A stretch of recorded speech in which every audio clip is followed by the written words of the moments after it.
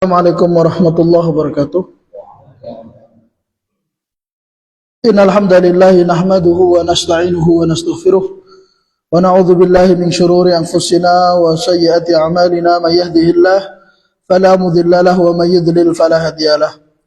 Asyhadu an la ilaha illallah wahdahu la syarikalah wa asyhadu anna Muhammadan abduhu wa rasuluh.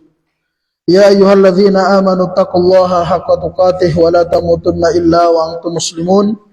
Ya ayyuhan nasu taqu rabbakumul ladzi khalaqakum min nafsin wahidah wa khalaqa minha zawjaha wa batha minhuma rijalan katsiran wa nisaa'a wattaqullaha alladzi tasaaluna bihi wal arham innallaha kana 'alaikum raqiba. Ya ayyuhalladzina amanu taqullaha wa qulu qawlan sadida yuslih lakum a'malakum wa yaghfir lakum dhunubakum wa may yuti'illaha wa rasulahu faqad faza fawzan 'azima. Fa inna asdaqal hadithi kitabullah wa khairal hadyi hadyu Muhammadin sallallahu alaihi wa alihi wasallam wa syarral umuri muhdatsatuha wa kullu muhdatsatin fid dini bid'ah wa kullu bid'atin dhalalah wa kullu dhalalatin finnar. Amma ba'du, ikhwani fillah, akhwati fid din, azani Allah wa iyyakum.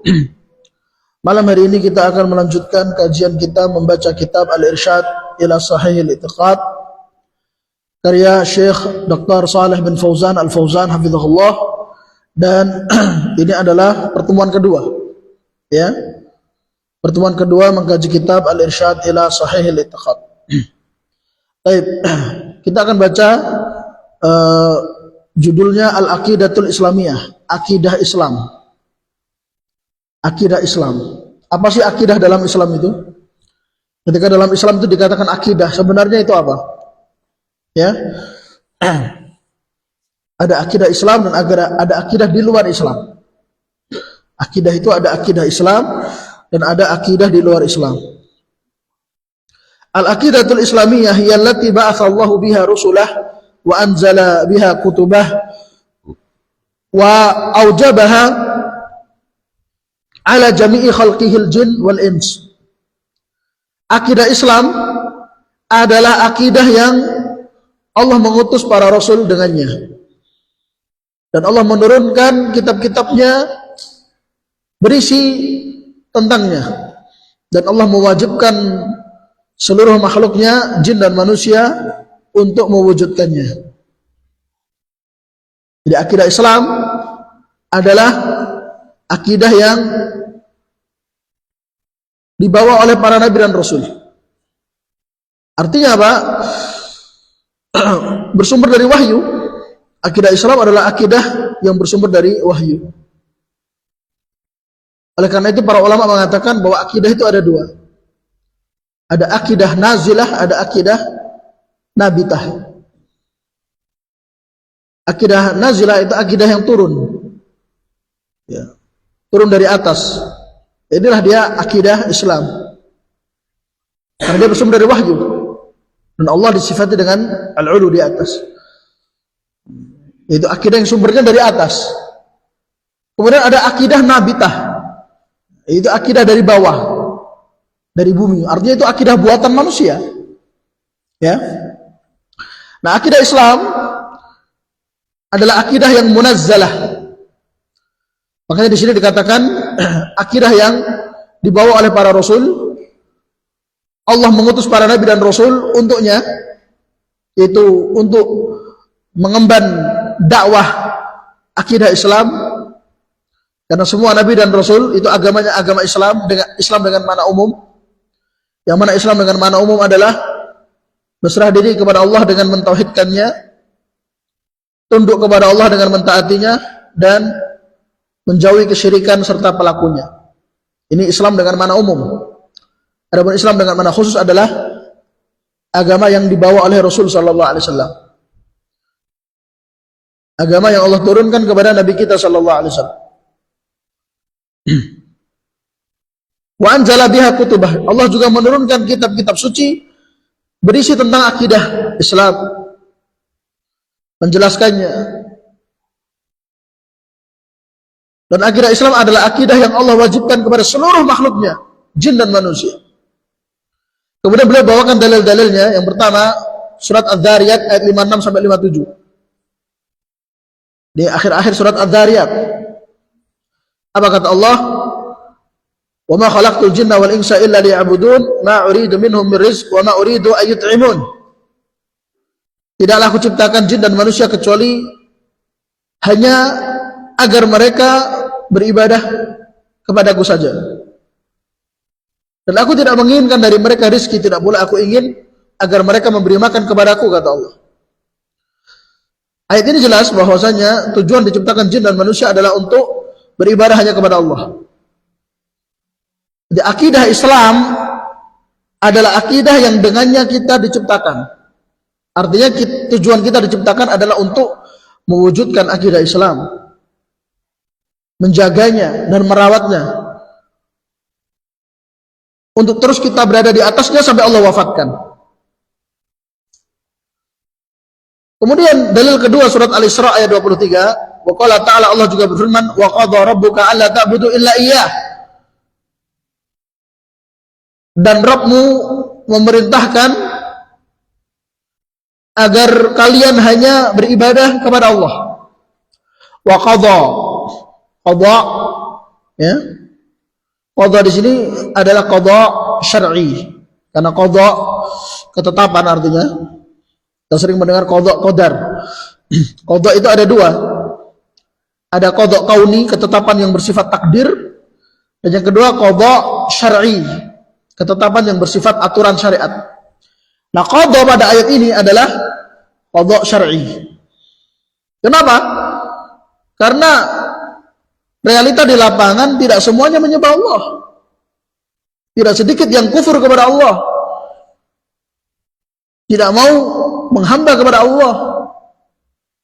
Berarti mereka tidak ditakdirkan untuk beribadah kepada Allah.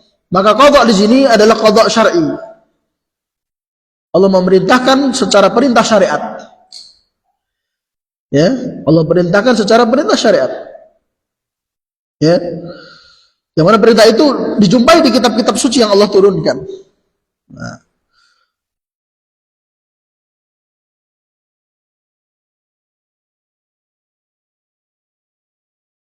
Kemudian para ulama juga mengatakan bahwa surat Al-Isra ayat 23 ini salah satu dari sekian banyak ayat dalam Al-Quran yang menunjukkan makna la ilaha illallah.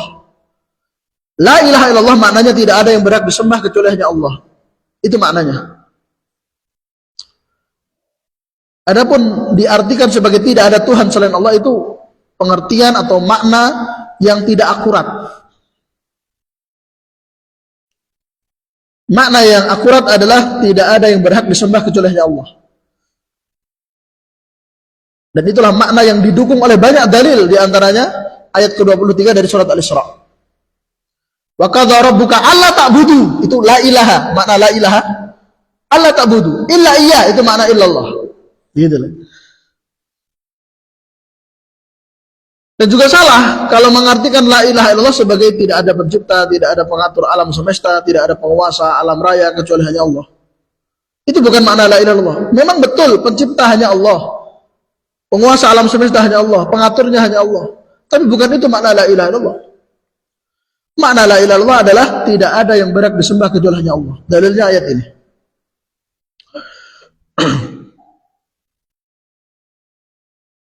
Kemudian yang ketiga, surat An-Nahl ayat 36.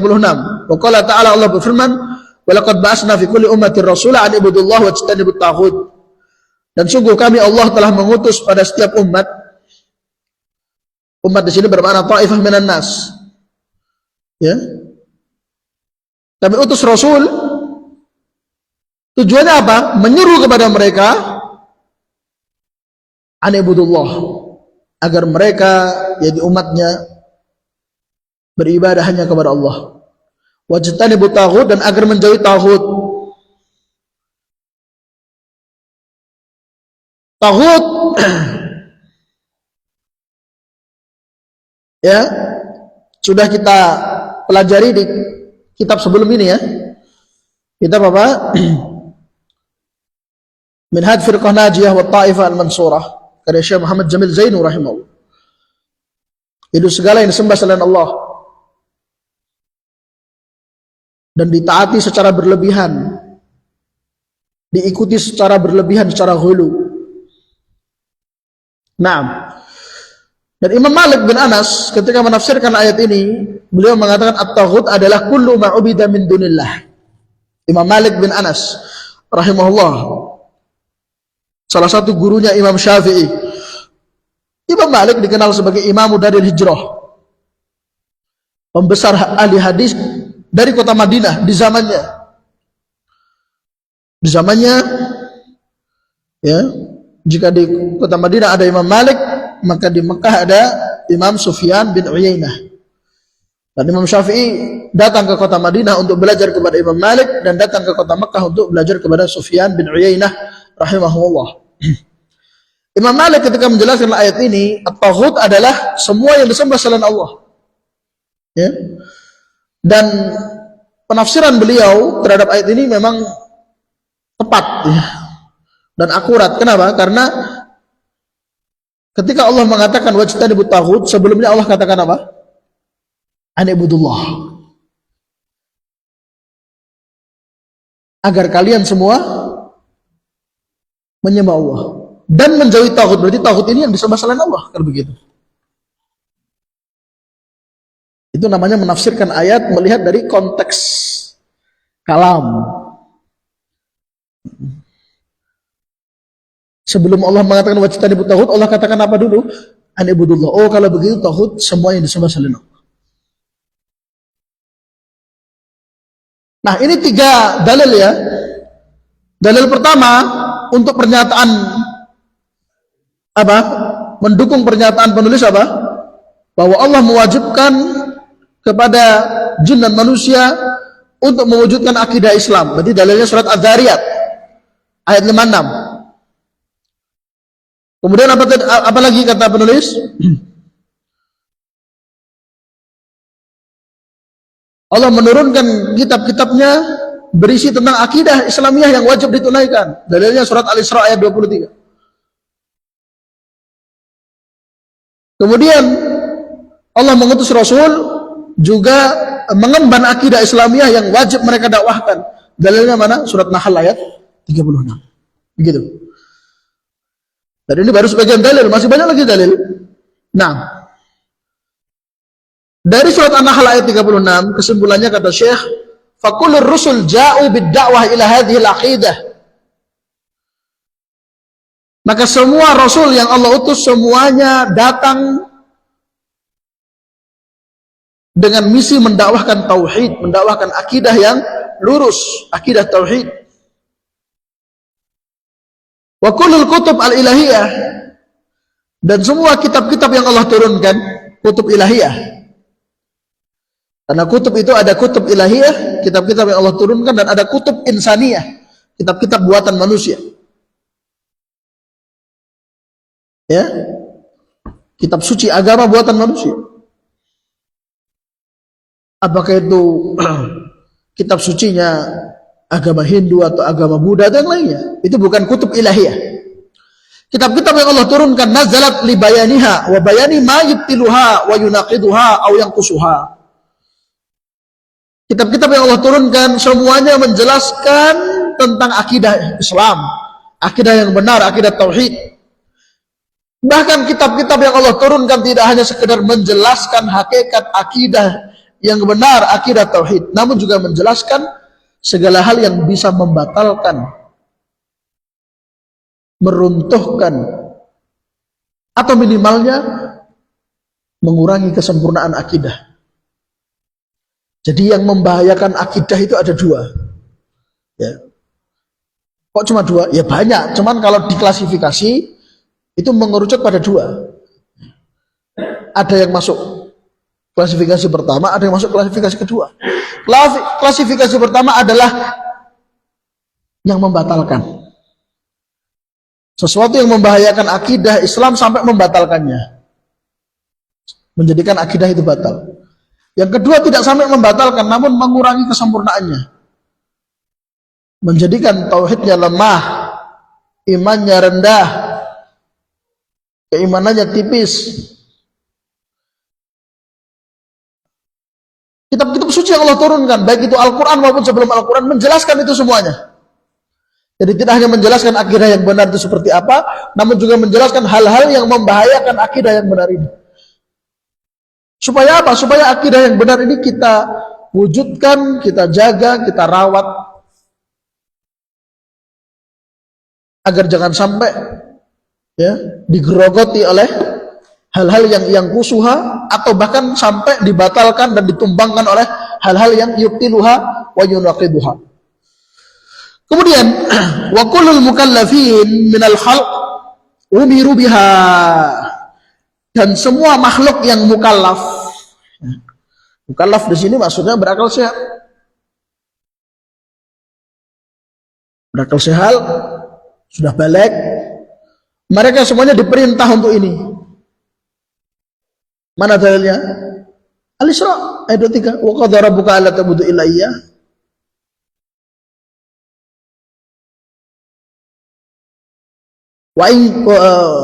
Wa inna makana hadza sya'nuhu wa ahamiyatuhu la jadirun bil inayati wal bahthi wa ta'arrufi alaih qabla kulli syai'. Jika memang sepenting itu akidah, seurgen itu akidah, itu apa? Akidah sebagai misi dakwahnya para nabi dan rasul, akidah sebagai penjelasan utama dalam kitab-kitab suci, baik itu Al-Quran maupun sebelum Al-Quran. Jika akidah tauhid adalah kewajiban yang paling tinggi yang harus ditunaikan, maka sudah barang tentu dan sudah sepantasnya, lajadirun itu artinya sudah sepantasnya, akidah tauhid ini menjadi sesuatu yang mendapat inayah, perhatian besar, dan perlu dibahas, perlu dikenal itu, sebelum mengenal segala sesuatu, sebelum membahas hal-hal penting yang lain, sebelum memberi perhatian kepada perkara-perkara penting yang lain, akidah yang pertama dan utama, prioritas, begitu.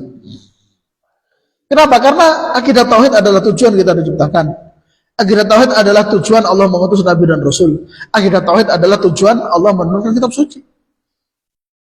Kalau begitu, akidah tauhid merupakan perkara yang harus menjadi prioritas. Khususan, terlebih-lebih lagi, wa anna hadhihi al-aqidah tatawaqqafu 'alaiha sa'adatul basyariyah fid dunya wal akhirah. Kebahagiaan manusia di dunia dan di akhirat itu tergantung akidahnya. Kalau akidahnya benar, akidahnya sahih, sesuai dengan petunjuk Al-Quran, sesuai dengan penjelasan Rasul Sallallahu Alaihi Wasallam, maka dia bahagia dunia dan akhirat.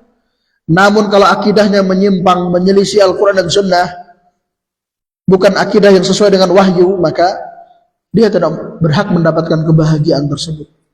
Dalilnya apa? Allah Ta'ala dalam surat Al-Baqarah ayat 256. Faman yakfur bit-taghuti wa yu'min billahi faqad istamsaka bil urwatil wuthqa la infisama laha. Maka barang siapa yang kufur kepada taghut dan beriman kepada Allah, maka sungguh dia telah berpegang teguh dengan tali agama yang kokoh. Kufur kepada taghut, tadi taghut segala yang disembah selain Allah. Beriman kepada Allah, ini tauhid, yang mana tauhid itu tegak di atas dua rukun. Rukun pertama, menafikan, meniadakan sesembahan selain Allah, bahwa selain Allah itu tidak berhak disembah. Yang pertama, yang kedua, menetapkan hanya Allah yang berhak disembah. Mama yakfur bitaghut, ini namanya nafi, menegasikan. Wa yu'min billah, ini namanya isbat, menetapkan. Faqad istamsaka bil urwatil wuthqa langsung samalah, maka sungguh dia telah berpegang teguh dengan tali yang kokoh, tidak akan putus. Para ulama menafsirkan ayat ini al-urwatul wuthqa, yaitu kalimat tauhid la ilaha illallah, yang mana kalimat la ilaha illallah ini adalah kunci kebahagiaan dunia dan akhirat, sebagaimana nanti akan kita baca hadis-hadisnya. Baik. Wa mana dzalik? Arti dari semuanya itu, perhatikan. Anna man aflata yadahu min hadhil aqidati fa innahu yakunu mutamassikan bil awhami wal batil. Bahwa sesungguhnya siapapun yang tangannya telah melepaskan akidah ini, artinya dia tidak berpegang teguh dengan akidah Islam, akidah tauhid, namun akidah tauhid ini dia lepas, entah karena egonya, hawa nafsunya, atau lebih ngebot ke adat masyarakat, adat istiadat nenek moyang, atau yang lainnya. Pokoknya akidah Islam itu dia lepas, lebih mementingkan yang lain, begitu ya. Fa innahu yakunu mutamassikan bil auhami wal batil. Maka sungguh dia telah berpegang dengan hal-hal yang waham, samar-samar, abu-abu, tidak jelas, wal batil, bahkan jelas kebatilannya. Jadi kita hanya dikasih dua pilihan, nggak ada pilihan ketiga. Akidah Islam, akidah tauhid, pelajari, prioritaskan, utamakan, pegang teguh, atau lepaskan, nggak usah diperhatikan. Nggak ada, saya maunya tengah-tengah, nggak bisa. Nah, kalau tidak memprioritaskan akidah tauhid berarti telah melepaskannya. Kalau melepaskannya akhirnya apa? Dia beragama penuh dengan keraguan, mudah terkena syubhat, dan mudah diarahkan dan dibuat condong kepada kebatilan. Perhatikan. Tapi kalau akidahnya benar, lurus, kokoh, maka tidak akan mudah diombang-ambingkan. Famadza ba'dal haqqi illa dhalal, dan tidak ada lagi setelah kebenaran kecuali hanya menyisakan kesesatan. Al-haq maksudnya akidah yang benar. Ad-dhalal maksudnya selainnya. Baik. Kemudian beliau membawakan firman Allah Ta'ala di surat Al-Hajj ayat 62. Dzalika bi anna Allaha huwal haq wa anna ma yad'una min dunihi huwal batil. Yang demikian itu karena Allah, sesungguhnya Allah dialah satu-satunya yang berhak disembah, dan bahwasanya yang disembah selain Allah adalah sesembahan yang batil. Nah, ini Al-Hajj ayat 62 ini juga salah satu dalil yang menafsirkan makna la ilaha illallah, bahwa artinya tidak ada yang berhak disembah kecuali hanya Allah. Jadi kita sudah dapat dua ya. Tadi Al-Isra ayat 23 dan sekarang Al-Hajj ayat 62. Dan ini untuk kesekian kalinya kita sampaikan, sebelumnya di Minhaj Firqah Najiyah dan sebelumnya di Ajwibah Mufidah. Baik. Wabitali, dan pada akhirnya, nah itulah, pada akhirnya di dunia dia bergelimang kebatilan, keraguan-raguan, ya, tidak kokoh, rentan terbawa syubhat, itu di dunia. Di akhirat gimana? Kata Syekh Shalih Fauzan, wabitali, dan pada akhirnya yakunu masiruhu, ujung kehidupannya, berarti kehidupan di akhirat ya, ujung kehidupan di akhirat, ilan nar, berujung pada neraka. Na'udzubillah min dzalik. Wa bi'sal qarar, dan neraka adalah seburuk-buruk tempat yang ditinggali. Neraka adalah tempat yang paling mengerikan yang Allah ciptakan. Artinya apa? Neraka itu memang diciptakan, ya, didesain untuk ditinggali oleh orang-orang yang mencampakkan akidah, berpaling dari akidah yang benar, tidak mau menerima akidah tauhid.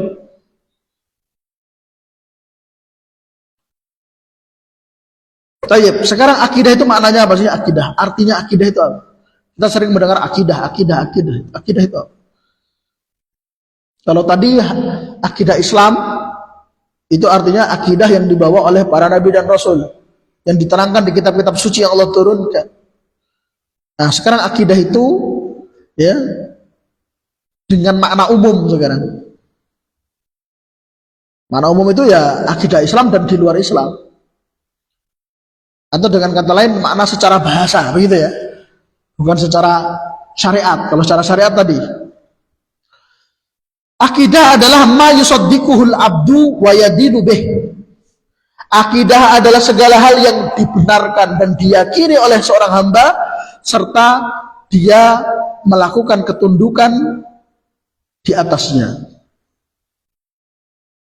Perhatikan ya. Kalau ada orang membenarkan ya, membenarkan keyakinan ya di luar Islam, berarti dia ada padanya akidah selain Islam. Oh, semua agama itu sama. Berarti dia belum berakidah Islam.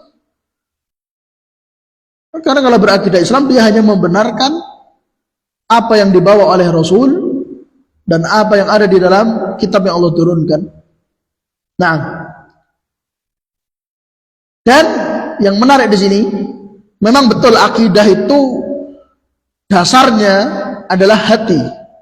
Karena kata Syekh Shalih Fauzan, ma yusaddiquhul ab, apa yang dibenarkan oleh hati seorang hamba. Hati kita membenarkan dan meyakini bahwa Allah satu-satunya pencipta, Allah satu-satunya penguasa alam semesta, Allah satu-satunya pengatur seluruh makhluknya, dan Allah satu-satunya yang berhak disembah. Itu hatinya membenarkan, dan juga hatinya meyakini dan membenarkan bahwa Rasulullah Muhammad SAW adalah Nabi dan Rasul yang terakhir, tidak ada lagi Nabi setelahnya. Itu namanya ma yusaddiqul ab. Nah, ternyata tidak hanya cukup sampai situ ya, namun harus ada kelanjutannya, wa yadinu bih, dan dia membangun agamanya di atas akidah tauhid. Jadi Islam itu dibangun di atas akidah Islam. Yadinu bih, artinya segala gerak-geriknya itu dibangun di atas akidah. Oleh karena itu, seperti disampaikan oleh Ustaz Abdullah Zain hafizahullah, tahun berapa itu saya lupa, 2016 atau berapa atau bahkan sebelumnya,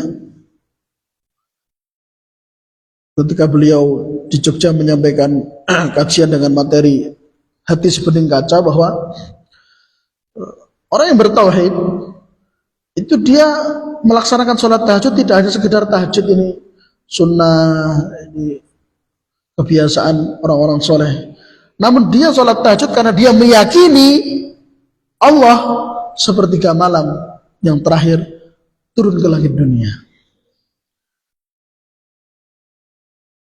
dan Allah menjanjikan untuk mengijabah doa-doa yang dipanjatkan di sepertiga malam yang terakhir. Nah, itu namanya amalan dibangun akidah, begitu. Nah, ini yang dimaksud oleh Syekh Shalih Fauzan. Ma yusaddiqul ab, keyakinan dalam hati, kemudian yadinu bih, yang dengannya dia beragama, dengannya dia beramal. Ada dia beramal atas dasar akidah yang benar.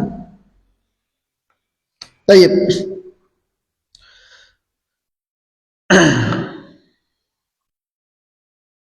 Nah, orang-orang di luar Islam juga begitu. Mereka memiliki keyakinan, lalu mereka beramal di atas dasar keyakinannya. Kenapa mereka ngasih sesajen kepada patung, kepada pohon? Mereka punya keyakinan. Yang keyakinan itu membuat mereka melakukan amalan berupa ritual, menyembelih ini, itu. Ya. Adapun Islam, akidah Islam adalah akidah yang dibawa oleh para nabi dan rasul, akidah yang ada penjelasan di dalam kitab-kitab suci yang Allah turunkan. Itu semuanya harus kita yakini. Ya. Terutama Al-Quran, yang mana kitab-kitab suci yang lain sudah ada dalam Al-Quran. Ya. Dan juga Rasulullah SAW, karena syariat beliau yang sempurna, karena beliau Nabi terakhir. Nah, kemudian Syekh mengatakan, fa in kanat hadhil aqidatu muwafiqatan lima ba'atha Allah bihi rusulah wa anzala bihi kutubah fahiya aqidatun sahihatun salimatun. Jika akidah yang diyakini, akidah yang menjadi dasar dia beramal, itu sesuai, mencocoki, sejalan dengan apa yang dibawa oleh para nabi dan rasul, apa yang Allah turunkan berupa kitab-kitab sucinya, maka barulah itu dinamakan akidah yang benar, akidah yang selamat dari penyimpangan. Tahsulu bihan najatu min adzabillah wa sa'adatu fid dunya wal akhirah. Keselamatan dari azab Allah dan kebahagiaan di dunia serta di akhirat hanya terwujud dengan akidah yang benar, yaitu akidah yang sesuai dengan Al-Quran dan Sunnah. Wa in kanat hadhil aqidatu mukhalifatan lima arsalallahu bihi rusulah wa anzala bihi kutubah, namun jika akidah yang diyakini yang menjadi dasar dia beramal itu menyelisih, berseberangan, berbeda dengan apa yang dengannya Allah mengutus para nabi dan rasul, dengan apa yang Allah turunkan kitab-kitab suci, artinya berbeda dengan Al-Quran dan Sunnah, fahiya aqidatun tujibu li sahibiha al-'adzaba wasyaqa'a fid dunya wal akhirah. Maka itulah akidah yang menjadi sebab pelakunya, yaitu orang yang memiliki akidah itu, yang berkeyakinan dengan akidah tersebut, dia ditimpakan azab dan juga mendapatkan hidup yang sengsara, merasakan hidup yang sengsara baik di kehidupan dunia maupun akhirat. Nah, jadi al-aqidatu maknaha ma yusaddiquhul abdu wa yatinu bi, itu makna umum. Makanya harus dirinci, kalau masih umum itu harus dirinci. Kalau yang diyakini dan menjadi dasar dia beramal adalah sesuai dengan Quran dan Sunnah, nah itu berarti akidah yang benar, yang menjadi sebab keselamatan dunia dan akhirat, kebahagiaan dunia akhirat. Namun sebaliknya, jika apa yang diyakini dan apa yang menjadi dasar amalannya itu tidak selaras, tidak sesuai dengan Al-Quran dan Sunnah, maka itu yang akan mendatangkan azab dan menjadikan kehidupannya di dunia dan akhirat kehidupan yang sengsara. Baik. Sekarang beliau akan menjelaskan beberapa keutamaan akidah yang benar. Meskipun tadi sudah disebutkan sebagiannya ya. Di antaranya apa? Kedudukan. Tapi kalau tadi lebih ke kedudukan ya. Kedudukan akidah yang benar yaitu akidah yang benar adalah akidah yang sesuai dengan petunjuk Nabi dan Rasul yang diutus oleh Allah. Kemudian akidah yang benar sesuai dengan kitab suci yang Allah turunkan. Dan akidah yang benar adalah kewajiban yang terbesar yang Allah wajibkan kepada makhluk. Itu tadi kedudukan. Kalau sekarang keutamaan. Di antara keutamaan akidah yang benar adalah wal aqidatus salimatus sahihatu taqsimud dama wal mala fid dunya wa tuharrimul i'tida'a 'alaihima wa intihakahuma bighairi haqq. Akidah yang benar, akidah yang selamat itu menjadi sebab terjaganya darah dan harta di dunia. Ya. Akidah yang benar menyebabkan haramnya darah ditumpahkan, harta diambil. Perhatikan. Ini diantara keutamaan akidah yang benar. Orang yang berakidah dengan akidah yang lurus, status darahnya haram ditumpahkan. Artinya dia gak boleh dibunuh. Dosa besar membunuhnya. Dan hartanya juga demikian. Hati-hati. Gak boleh kita mengambil harta tanpa izin dan itu hartanya ahli tauhid. Bi ghairi haq. Nah, namun itu gak mutlak ya. Bi ghairi haq, tanpa sesuatu yang hak. Kalau ada sesuatu yang hak boleh. Seperti seorang muslim bertauhid namun dia terjatuh pada misalnya dosa pembunuhan, akhirnya dia dihukum qisas. Itu bil haq kalau itu.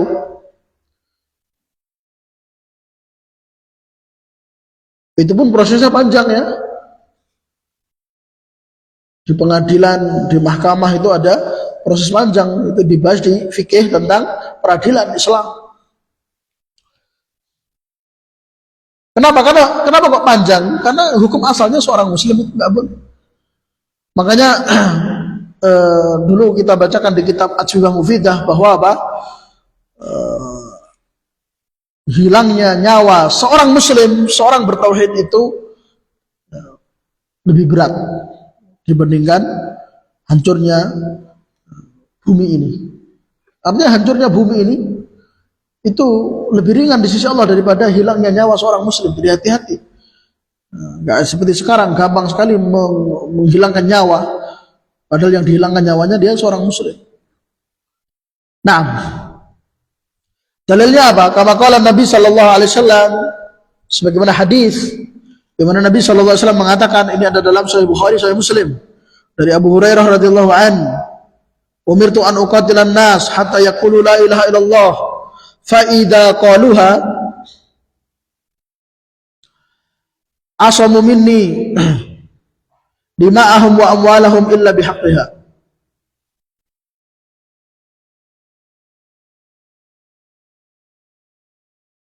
Aku diperintahkan oleh Allah untuk memerangi manusia sampai mereka mengucapkan la ilaha illallah. Artinya kalau mereka mengucapkan la ilaha illallah sudah gak boleh diperangi. Fa idza qaluha, jika mereka sudah mengucapkan la ilaha illallah, maka mereka terjaga darah dan hartanya dariku. Maksudnya aku gak boleh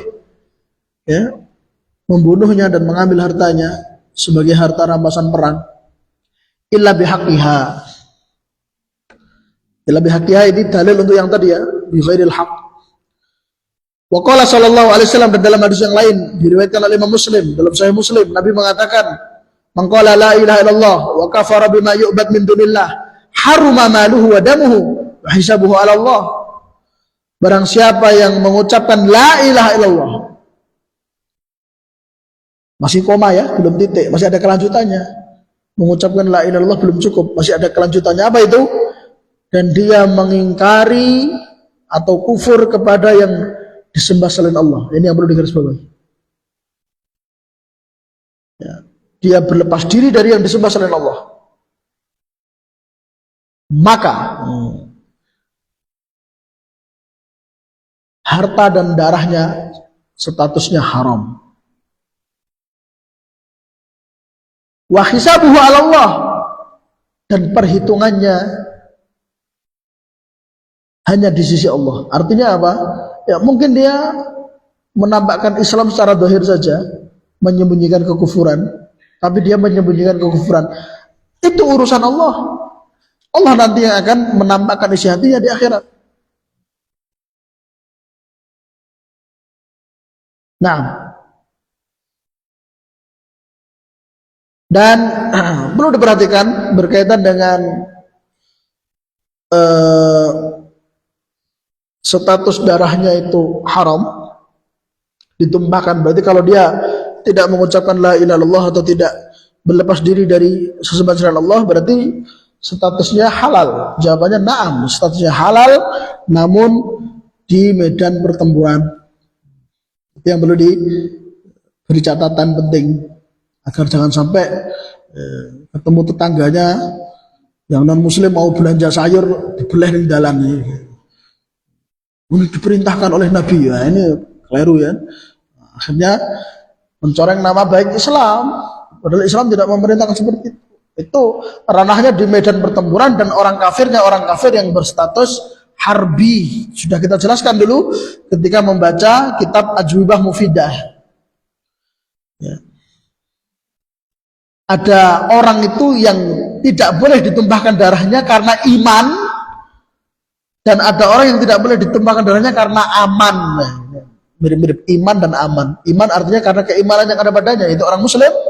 Dan yang kedua karena dalam rangka menjaga stabilitas keamanan dunia, yaitu orang kafir yang non harbi. Ada orang kafir musta'man, mu'ahad, orang kafir apa itu? Dhimmi, itu kan. Itu dibahas di Kitabul Jihad, fikih Kitabul Jihad, dan juga di tentang ahkamul murtadin, hukum orang-orang murtad. Itu rinciannya ada di sana. Baik. Jadi intinya hadis ini adalah apa? Di antara keutamaan tauhid, akidah yang benar adalah menjadikan darah dan harta kita terjaga.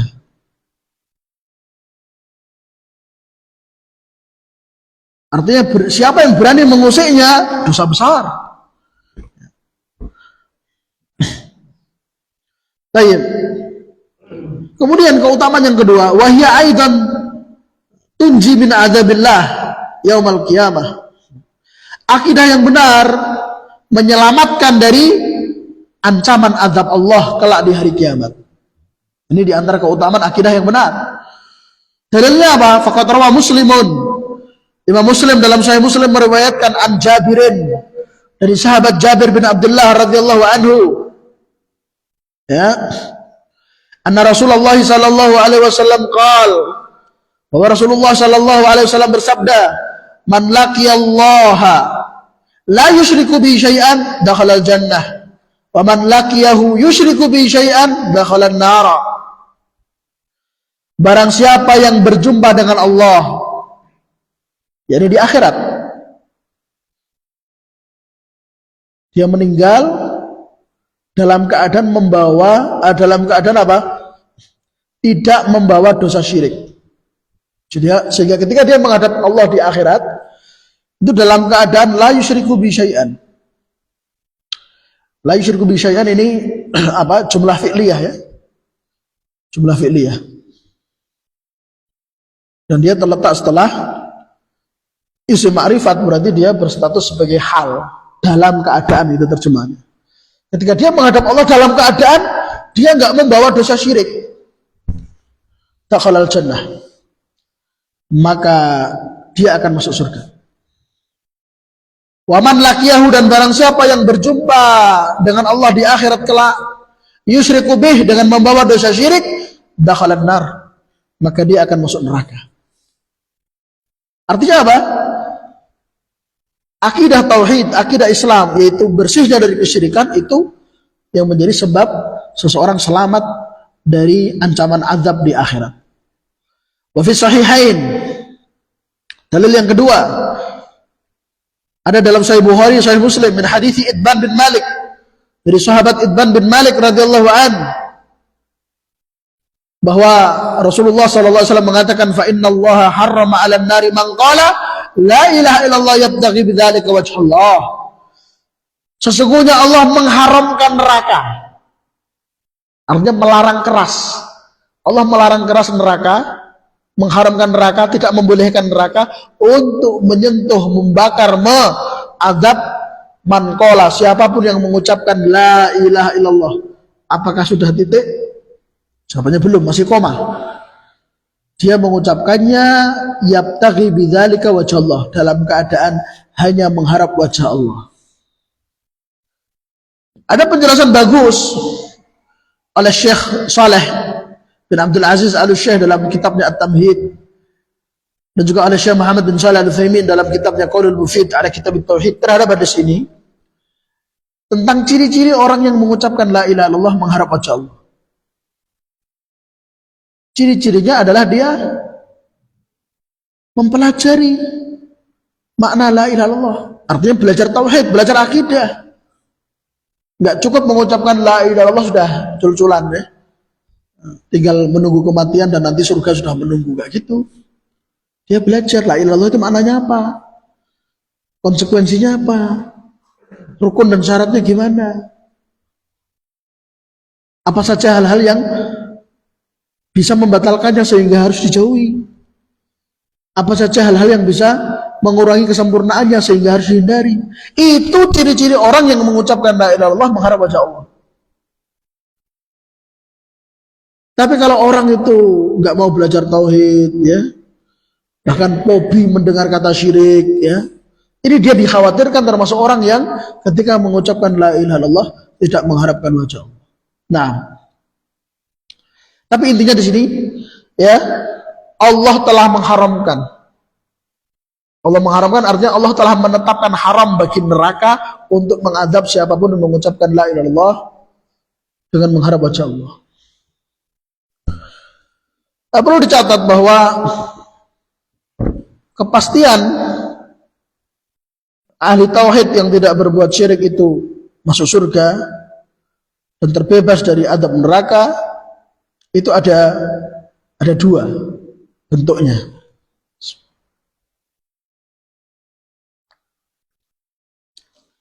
Yang pertama, dia masuk surga langsung. Sejak awal masuk surga, dan dia diharamkan neraka untuk menyiksanya, mengadabnya sejak awal hingga selamanya.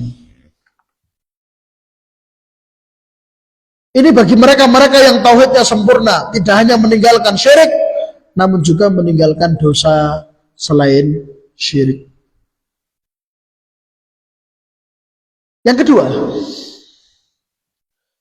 ini diperuntukkan bagi mereka-mereka yang bertauhid, tidak berbuat syirik, namun masih melakukan dosa selain syirik, dan Allah tidak menghendaki diampuni. Masalahnya orang yang berbuat dosa selain syirik kan apa? Kata Allah, innallaha la yaghfiru ayyushraka bih wa yaghfiru ma duna dzalik. Dan Allah mengampuni dosa selain syirik, namun masih ada lanjutannya, lima yasha, jika Allah menghendaki. Nah, kalau Allah nggak menghendaki gimana? Kalau Allah nggak menghendaki, maka nasibnya adalah dia masuk surga namun tidak sejak awal. Artinya dia masuk neraka dulu. Namun nanti pada akhirnya dikeluarkan dari neraka dan masuk surga. Dia memang diharamkan neraka untuk mengadabnya, namun diharamkan neraka untuk mengadabnya kalau dia sudah dikeluarkan darinya dan masuk ke surga. Artinya diharamkan untuk menyiksanya selamanya. Dia hanya diizinkan oleh Allah, neraka itu hanya diizinkan oleh Allah untuk membakarnya di awal-awal saja, sebelum dia masuk surga. Ini perlu diperhatikan ya. Dan ini adalah kesimpulan yang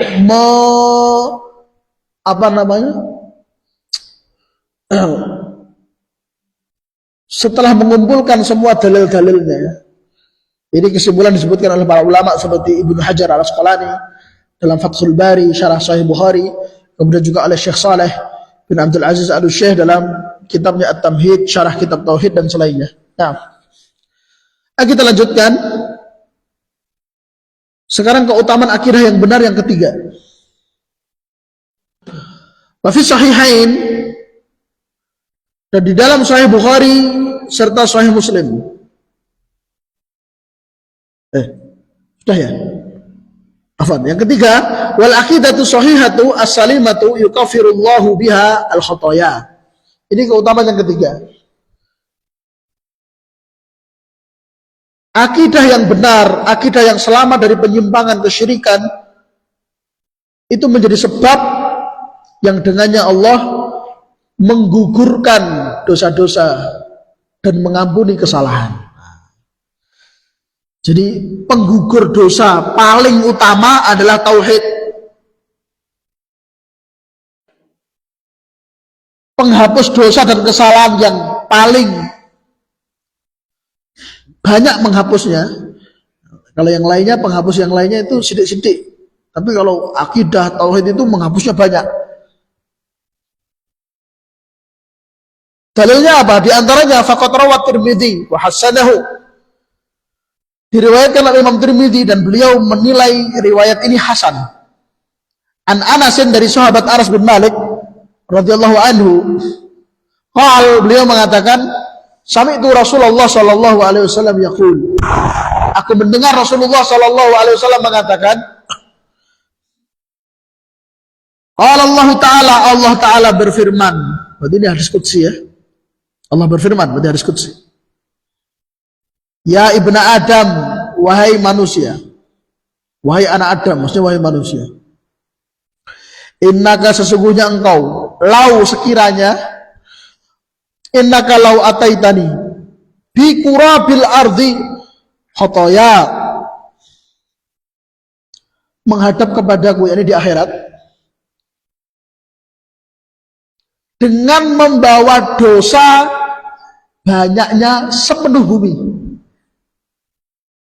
Summa lakitani, kemudian engkau ketika menghadap kepadaku, la tusyriku bi syai'an, tidak membawa dosa syirik.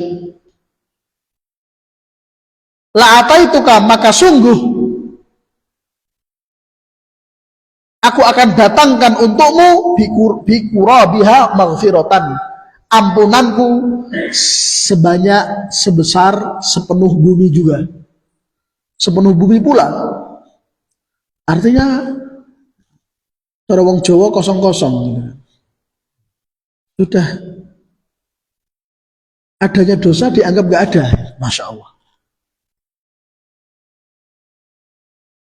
Dijelaskan oleh Syekh Shalih Fauzan, wa qurabul ard, sepenuh bumi itu artinya mil'uha, ya bumi penuh, au mayuqaribu mil'aha, atau hampir memenuhi bumi. Allah gak hanya mendatangkan ampunan seluas samudra, masih kurang, daratan gak masuk. Apalagi sebesar gunung, itu masih, ini sepenuh bumi, ya gunungnya, ya samudranya, ya lautannya, ya daratannya, ya lembahnya, semuanya. Luar biasa. Maka kesimpulannya kata Syekh Shalih Fauzan, fa syurita fi khusuli hadhil maghfirah, maka dipersyaratkan untuk mendapatkan ampunan Allah apa? Salamatul aqidah minasyirk, selamatnya akidah seseorang dari kesyirikan. Kafirihi wa qalilihi, saghirihi wa kabirihi. Nah, ini berat ya. Ini berat banget ini. Kita punya akidah, kita punya keyakinan yang bersih, tidak tercampuri kesyirikan. Baik itu kesyirikan yang kafir banyak atau qalil sedikit. Baik itu kesyirikan yang apa? Kabir, syirik besar, atau syirik yang saghir, kecil. Lihat. Kenapa? Karena Allah mengatakan apa? Lihat. Kembali ke hadis tadi. Summa laqitani la tusyriku bi syai'an. Yang pernah belajar balaghah mungkin sudah tahu. Syai'an itu isim nakirah. Syai'an bertanwin, enggak ada alif lamnya, isim nakirah. Dan dia terletak setelah nafi. La tusyriku. La itu huruf nafi. Kalau ada isim nakirah terletak setelah nafi, itu menunjukkan cakupannya umum, meliputi semuanya. Berarti apa? Meliputi syirik besar maupun syirik kecil. Meliputi syirik dalam jumlah yang banyak maupun syirik dalam jumlah yang sedikit. Makanya Syekh Shalih Fauzan mengatakan apa? Kathirihi wa qalilihi, saghirihi wa kabirihi. Ini penjelasan Syekh Shalih Fauzan untuk menjelaskan tadi, lafaz tadi. La tusyriku bi syai'an. Wa man kana kadzalik, kata Syekh Shalih Fauzan, siapapun yang keadaannya seperti itu tadi ya, akidahnya selamat dari kesyirikan, baik itu besar maupun kecil, banyak ataupun sedikit, maka fahuwa sahibul qalbil salim, maka dialah orang yang memiliki hati yang bersih. Qala Allahu fih alladzi qala Allahu fih, dialah orang yang dimaksud oleh Allah dalam firman-Nya di surat Asy-Syu'ara, yauma la yanfa'u malu wala banun. Hari akhir adalah hari yang tidak bermanfaat harta dan keturunan. Illa man atallaha biqalbin salim. Yang tersisa hanyalah orang yang bermanfaat ya, hanyalah orang yang menghadap kepada Allah dengan membawa hati yang bersih, dalam keadaan hatinya salim. Salim, kata Syekh Shalih Fauzan, kalau dari penjelasan ini, salim artinya selamat, yaitu selamat dari kesyirikan banyak maupun sedikit, besar maupun kecil. Itu maksudnya biqalbin salim. Ya. Jadi yang Allah jadikan faktor atau sebab Allah menyelamatkan kita dari azabnya, siksaannya adalah akidah kita. Begitu. Terakhir, qala al-allamah Ibnu Qayyim rahimahullah. Kemudian beliau membawakan ucapan Imam Ibnu Qayyim dalam kitabnya Ighatsatul Lahafan ketika menjelaskan qalbun salim. Ya. Beliau mengatakan apa? Atau afan, fi makna hadis Ibban, ketika beliau menjelaskan hadis Ibban. Hadis Ibban itu yang mana? Hadis Ibban itu hadis yang ya, menjelaskan bahwa Allah melarang keras. Allah mengharamkan neraka untuk menyentuh atau mengazab orang yang ya, mengucapkan la ilaha illallah, hanya mengharap wajah Allah. Apa kata Ibnu Qayyim menjelaskan hadis itu? Wa yu'fa li ahli tauhidil mahdhi alladzi lam yashubuhu bisyirki ma la yu'fa liman laisa kadzalik. Masya Allah. Allah memberikan ampunan dan maaf kepada ahli tauhid yang mahat. Mahat itu artinya murni. Ahli tauhid yang murni. Apa barometernya, apa tolak ukurnya ahli tauhid yang murni? Kaya ngopo tauhid yang murni? Kata beliau, alladzi lam yashubuhu bisyirk. Yaitu orang-orang yang tidak mengotori tauhidnya dengan kesyirikan. Ampunan Allah kepada mereka berbeda dengan ampunan Allah liman laisa kadzalik, bagi yang tidak seperti itu. Falau laqiyal muwahhidul ladzi lam yusyrik billahi syai'an albatata rabbahu bi qurabil ardi khataya atahu bi qurabiha maghfiratan. Sekiranya orang yang bertauhid dan tidak berbuat syirik kepada Allah sedikit pun, al-batata itu sama sekali, besar maupun kecil, sedikit maupun banyak, itu al-batata. Dia berjumpa dengan Allah dengan membawa dosa sepenuh bumi, maka pasti Allah akan mendatangkan untuknya ampunan sebesar bumi pula. Wala yakhsulu hadza liman naqasa tauhiduh wa syabahu bisyirk. Dan hal ini tidak akan dirasakan oleh orang yang tauhidnya tidak sempurna. Orang yang tauhidnya dikotori oleh kesyirikan. Fa inna tauhidal khalisa alladzi la yashubuhu syirk la yabqa ma'ahu dzambun. Ini perlu digarisbawahi, bagus banget ini. Penjelasan Ibnu Qayyim ini. Tauhid yang bersih, khalis itu bersih, murni, jernih. Alladzi la yashubuhu syirkun, yang tidak dinodai oleh kesyirikan, la yabqa ma'ahu dzambun, tidak akan menyisakan kesyirikan padanya. Tidak akan menyisakan dosa padanya. Saya ulangi biar gak salah. Tauhid yang murni, yang jernih, yang bersih, yaitu yang tidak dikotori kesyirikan, tidak menyisakan dosa. Nah, ini ya ujungnya di sini ya. Artinya orang yang tauhidnya bersih itu dia identik dengan jauh dari dosa. Bukan berarti dia nggak pernah berbuat dosa. Apalagi selain Nabi dan Rasul. Selain Nabi dan Rasul tidak maksum. Nabi sendiri sudah mengatakan, kullu bani Adam khata'un, setiap anak Adam itu banyak kesalahan. Tapi orang bertauhid itu setiap kali dia terjatuh pada dosa, kesalahan, kekhilafan, dia segera bertobat.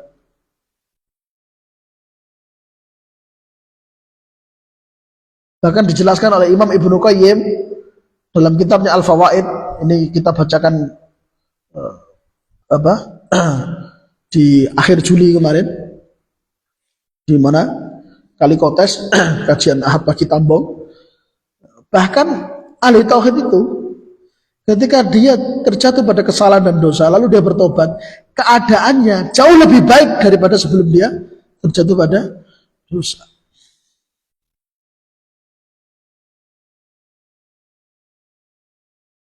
Sehingga benarlah apa yang dikatakan oleh Nabi SAW bahwa syaitan qad aisa an yu'bada fi jaziratil Arab. Ya, ini di awal-awal di masa-masa keemasan Islam ya, para sahabat masih banyak, Nabi juga masih ada. Itu syaitan berputus asa selain Allah disembah di Jazirah Arab. Maksudnya nggak mungkin ada kesyirikan. Gitu. Mau dibisiki untuk berbuat kesyirikan nggak mempan, nggak akan tertarik.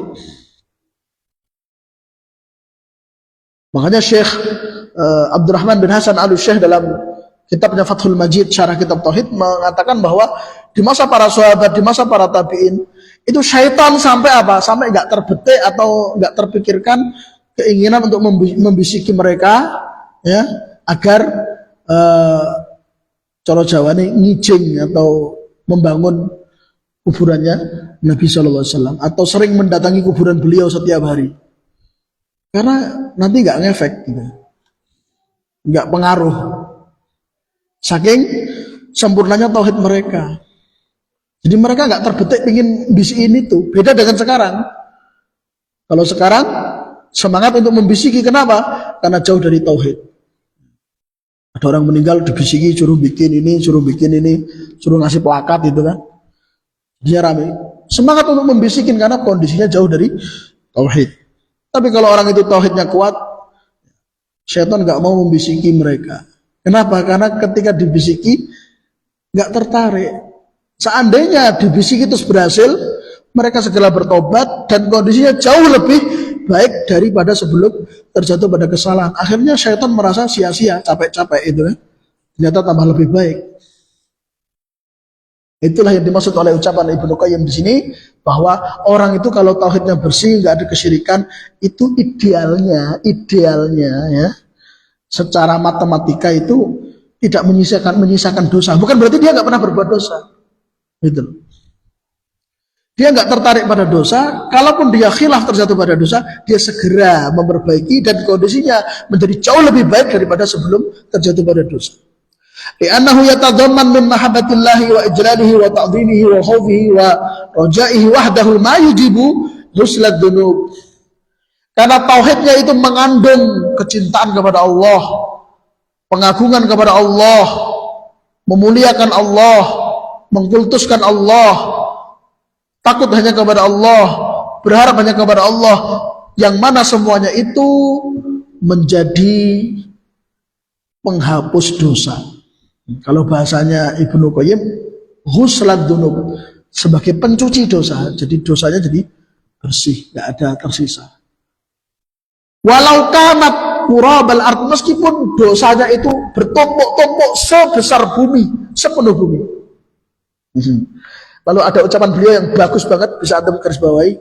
Fan najasatu aridatun wadafi'u laha qawiyun.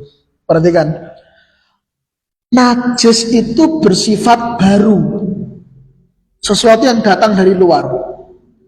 Sementara faktor untuk membersihkan najis itu terlalu kuat. Ini kalimat pendek namun Masya Allah ya, kalau mau dijelaskan ini sangat luas.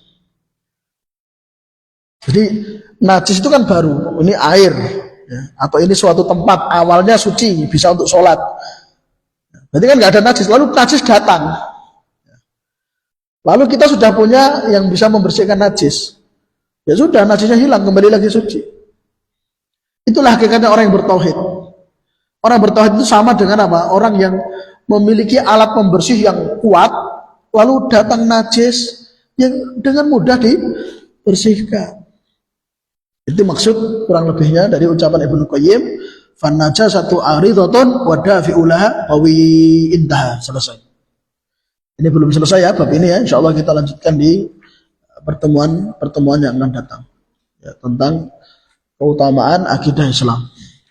Demikian ikhwan wal akhwat yang bisa kita bacakan untuk di kajian malam hari ini. Semoga bermanfaat. Wa akhiru da'wana jazakumullah khairan. Subhanakallahumma bihamdik asyhadu an la ilaha illa anta astaghfiruka wa atubu ilaik. Assalamualaikum warahmatullahi wabarakatuh.